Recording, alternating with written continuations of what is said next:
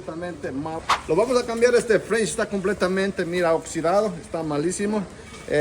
Normalmente se le puede cambiar los French, pero en este caso los dos están malos. Lo que vamos es a poner un pedazo de tubo acá y acá lo vamos a soldar. Lo estamos acá haciendo esta reparación temporalmente porque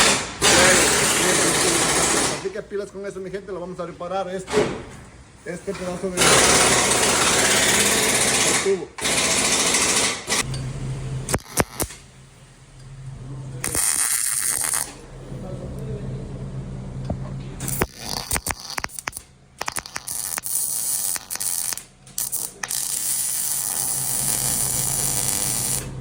Como quedó este tubo, lo reemplazamos, tenía un liqueo bastante en la parte de acá, los dos French, lo tuvimos que remover y lo que hicimos es poner un pedazo de tubo, pero nos quedó excelente, así que pilas mi gente, no se olviden de darle clic al siguiente.